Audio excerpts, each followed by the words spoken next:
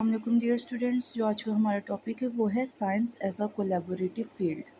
ठीक है स्टूडेंट्स, अब हम लोगों ने देखना है कि जो हम साइंस पढ़ रहे हैं, जो बायोलॉजी है, वो कैसे एज अ कोलैबोरेटिव फील्ड यानी कि दूसरी फील्ड्स के साथ कैसे कोलैबोरेट करके फंक्शन परफॉर्म करती है। ठीक है, अब देखिए पहले हम देख लेते हैं definition science as a collaborative field की।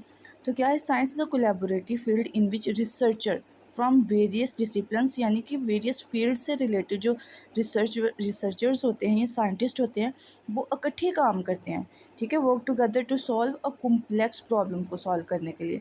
ठीक है, कोलैबोरेटिव फील्ड का मतलब क्या हो गया यहाँ पर, कि यहाँ पर साइंस बात की गई है ना, बायो की बात की गई है ना, यहाँ पर फिजिक्स कोलैबोरेटिव फील्ड की बात की गई है, यानी कि मल्टीपल सारे इसके अंदर साइंस सब्जेक्ट्स आ जाएंगे। ठीक है, अब यहाँ पर सबसे पहले क्या है, जीनोम, ह्यूमन जीनोम प्रोजेक्ट। अब जीनोम क्या है, आपका बायोलॉजी से रिलेटेड है। ठीक है, ये प्रोजेक्ट जो अब आपके पास है ये कंप्यूटर से भी रिलेटेड है। अब कैसे ये कंप्यूटर से रिलेटेड है, फॉर एग्जांपल आप लोग जो जीनोम को सीक्वेंस देते हैं, ठीक है, ये जो आप लोगों के पास क्रोमोसोम था, इसके जो स्मॉल स्मॉल से जितने भी सेगमेंट्स होते हैं सारे क्या कहलाते हैं, जीन कहलाते हैं। ठीक है, इन सारे जीन्स को नेम दिया जाता है अल्फ़ाबेटिकली, कि ये जीन जो है first two gene, for example अगर आई कलर के हैं तो वो आपको क्या डिस्क्राइब करेंगे, अल्फ़ाबेट ए से ये डिस्क्राइब करेंगे जीन को। फिर अगर वो हाइट के हैं तो बी से डिनोट किए जाएंगे।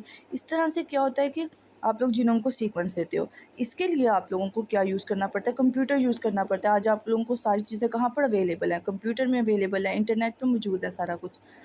ठीक है, अब देखिए, aim to sequence and map the entire human genome. This project completed in 2003 में कंप्लीट हो चुका था।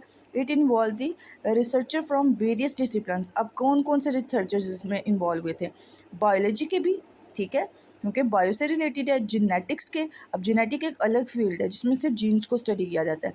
अब ह्यूमन की बात की गई है तो then it is about biology, informatics, ठीक है, एंड कंप्यूटर साइंसेस। ये सारे यानी कि आईटी का भी इसके अंदर काम है, इसके अंदर कंप्यूटर का भी इन्वॉल्वमेंट है। तो वेरियस डिसिप्लिन्स आ गई यहाँ पर।